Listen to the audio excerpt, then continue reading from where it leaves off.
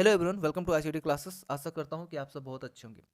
Bihar SSC की तरफ से जो एक वैकेंसी निकल के आई है इंटर लेवल की, बहुत अच्छी खासी वैकेंसी है। नंबर ऑफ वैकेंसी बहुत ही ज़्यादा है ना। और अभी इसका डेट फॉर्म भरने का जो लास्ट डेट है वो भी एक्सटेंड करके 11 दिसंबर कर दिया गया है। तो जिनको भी भरना है यार भर लो, टाइम से पहले भर लेना, क्योंकि साइट कई बार डाउन हो जाता है, बिजी रहता है साइट, है ना। डाउन काफ़ी ज़्यादा हो जाता है सर्वर इसका, तो पहले ही फॉर्म अप्लाई कर देना। ओके। अब देखो, कुछ ऐसे कैंडिडेट्स हैं ना, वो पूछ रहे हैं भैया मैं तो सीजीएल की तैयारी कर रहा हूँ, मैं सीएचएसएल की तैयारी कर रहा हूँ, मैं एमटीएस की तैयारी कर रहा हूँ, मैं सीपीयू की तैयारी कर रहा हूँ, मैं बैंकिंग की तैयारी कर रहा हूँ, तो क्या मुझे ये फॉर्म भरना चाहिए? तो देखो, अभी तो एसएससी ने भी अपना कैलेंडर भी रिलीज कर दिया है। आप डेट देख लो, उसके अकॉर्डिंग आपको लग रहा है आपके पास टाइम है तो। क्योंकि अगर आप लोग सीजीएल या सीएचएसएल की तैयारी कर रहे हो तो डेफिनेटली आपके पास बहुत अच्छा खासा टाइम है। अभी आपके पास करंट वैकेंसी अगर कोई है तो यही बहुत अच्छी खासी वैकेंसी आपको देखने को मिलने वाली है ना। क्योंकि सीजीएल का जो एग्ज़ाम डेट कर दिया गया आपका, सितंबर अक्टूबर में एग्ज़ाम होने वाला है, तो अभी लंबा टाइम है, अप्रोक्स 1 साल का टाइम है आपको, है ना। तो इस समय में आपकी एग्ज़ाम भी, उम्मीद है कि इसका एग्ज़ाम भी बहुत जल्दी होगा। बिहार इंटर लेवल का ये जो एग्ज़ाम है वो भी जल्दी कंडक्ट करा लिया जाएगा।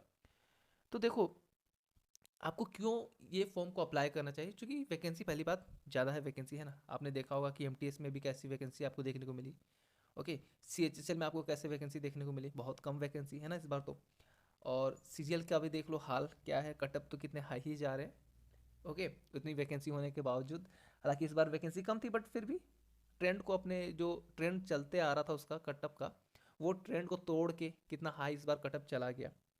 तो देखो, ये इस फॉर्म को क्यों भरना चाहिए? पहली बात, जिनको इंग्लिश में डर लगता है ना, जिसके लिए इंग्लिश बहुत ही हार्ड सब्जेक्ट है, उनको यहाँ पर बेनिफिट मिलने वाला है। क्योंकि यहाँ पे इंग्लिश का कहीं भी क्राइटेरिया नहीं है। हाँ, टाइपिंग रहेगा, टाइपिंग टेस्ट है, तो उसमें आपको इंग्लिश टाइप करवाया जाएगा भाई, तो ये तो आना ही चाहिए बेसिक सा, इतना तो देख के आपको टाइप करना है तो। और टाइपिंग, हिंदी टाइपिंग भी है, इंग्लिश टाइपिंग भी है। ओके।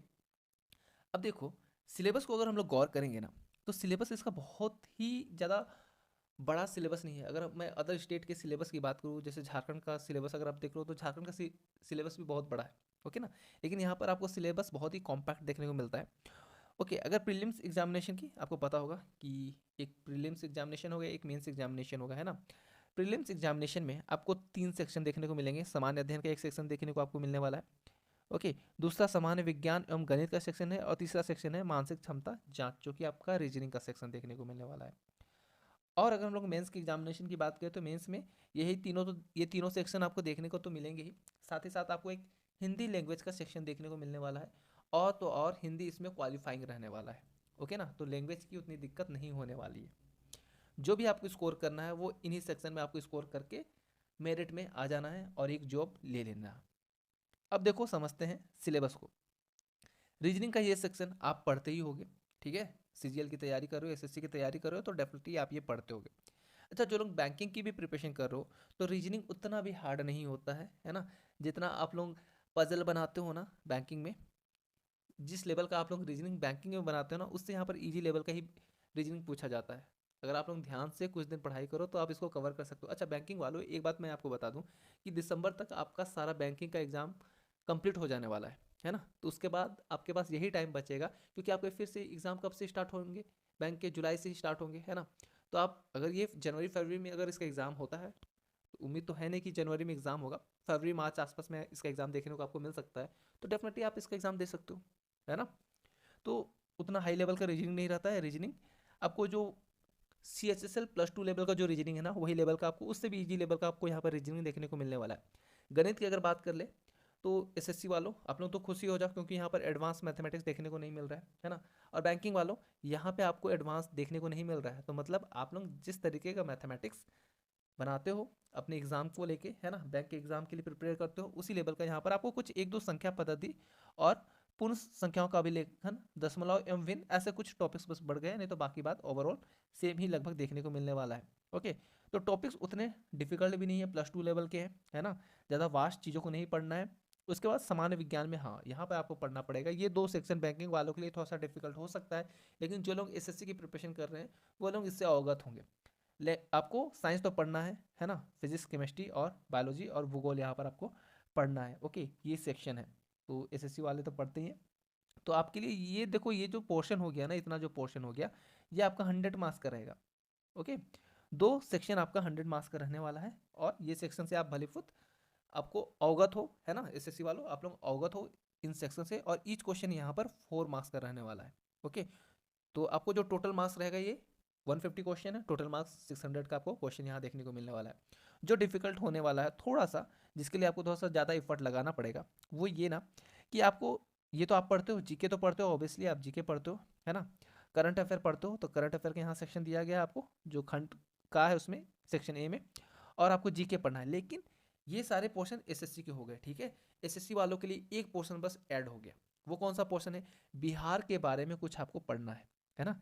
जीके में बिहार से रिलेटेड कुछ ना कुछ क्वेश्चन आपको देखने को मिलने वाला है, क्योंकि बिहार से रिलेटेड एग्जाम है, बिहार का एग्जाम है। देखो, राष्ट्रीय आंदोलन में बिहार का योगदान, ये एक टॉपिक है जो आपको बहुत अच्छे तरीके से पढ़ना है। और बिहार के बारे में बेसिक चीज़ों को, बिहार की जनसंख्या कितनी है ना, बिहार में कितने जिले हैं, कितने प्रखंड है, ऐसे कुछ बेसिक चीज़ों को आपको पढ़ना है। और राष्ट्रीय आंदोलन में बिहार का योगदान आपको इसको कवर करना है, क्योंकि लिखा है, देखो ज़्यादा कुछ लिखा हुआ नहीं है, लेकिन इसमें भी बहुत सारी चीज़ें आ जाती है, तो आपको कवर करना पड़ेगा। और बिहार के एग्जाम होते हैं ना, तो एग्जैक्ट डेटा नहीं बताया जाता कि आपको पढ़ना क्या क्या है। आपको टॉपिक दे दिया गया, इस टॉपिक के रिगार्डिंग, अच्छा यहाँ से क्वेश्चन आपको ज़्यादा देखने को नहीं मिलने वाले हैं, है ना, क्योंकि इन दोनों सेक्शन को मिला के आपको 50 क्वेश्चन का आएगा। ये करंट अफेयर और जीके को मिला के, तो बिहार से कितना ही क्वेश्चन दे देगा। अगर मान लो 25 क्वेश्चन, 20, ज़्यादा से ज़्यादा 10 से 15 क्वेश्चन आपको बिहार से देखने को मिलने वाले हैं, है ना। वो भी एग्जाम होगा तभी पता चलेगा कि कितने क्वेश्चन आने वाले हैं। तो बस एक एडिशनल चीज़ यही है, एसएससी की प्रिपरेशन जो लोग कर रहे हैं वो लोगों के लिए केवल बिहार के बारे में थोड़ा सा जो राष्ट्रीय आंदोलन है उसके बारे में पढ़ना है। हालांकि आप इसके बारे में जो जनरल आप अपना हिस्ट्री पढ़ते हो उसमें भी पढ़ी ही होगी, लेकिन थोड़ा सा विस्तार से डिटेल में बिहार को फोकस करके आपको पढ़ना है। तो इतना तो इफर्ट लगाना पड़ेगा, वैकेंसी अच्छी खासी है तो, है ना, फाइट करना पड़ेगा। चूँकि जो यहाँ पर नंबर ऑफ एप्लीकेंट रहेंगे वो भी यहाँ पर आपको कम देखने को मिलने वाले हैं, क्योंकि सेंट्रल लेवल पे एग्ज़ाम है नहीं, स्टेट लेवल का एग्ज़ाम है। ओके, तो साइड के जो साउथ के रीजन के नहीं आने वाले हैं, नॉर्थ ईस्ट के यहाँ पर एग्ज़ाम देने नहीं आने वाले हैं ना। तो ये सारी कुछ फ़ायदे भी है, कुछ प्रोज भी है, कुछ कॉन्स भी है। ओके, तो ये बेसिक सा चीज़ था आपके एग्जाम के रिगार्डिंग पे, और डेफिनेटली आपको फील करना चाहिए। और बैंकिंग वालों आप लोग तो देख लो, अगर आप लोग बैंकिंग को ही फोकस हो तो ठीक है, अच्छी बात है। लेकिन दिसंबर के बाद जनवरी से आपका कोई एग्ज़ाम नहीं होने वाला है, कुछ एक दो रेगुलेटरी बॉडी के एग्ज़ाम होते हैं। अगर आप लोग उसकी प्रिपरेशन नहीं कर रहे हो तो आप डेफिनेटली इसको देख सकते हो। एग्ज़ाम एक अच्छा खासा एग्ज़ाम आपको देखने को मिल रहा है, क्योंकि आप उसके बाद जुलाई के बाद ही अपना एग्ज़ाम स्टार्ट करने वाले हो बैंकिंग का। ओके, तो बस बेसिक सा यही एक था वीडियो। लेकिन मैं सजेस्ट करूंगा कि आप लोग इस फॉर्म को अप्लाई करो, बहुत ही अच्छी अपॉर्चुनिटी है बिहार की तरफ से। ओके ना, और सिलेबस भी बहुत कॉम्पैक्ट है, ज़्यादा ब्रॉड सिलेबस नहीं है। तो CHSL लेवल का एग्ज़ाम होने वाला है, उससे थोड़ा सा कम ही लेवल रहेगा, उससे हाई लेवल देखने को आपको नहीं मिलने वाला। ओके, चलो मिलता हूँ किसी और वीडियो में, तब तक के लिए अलविदा लूँगा, बाय बाय एंड जय हिंद।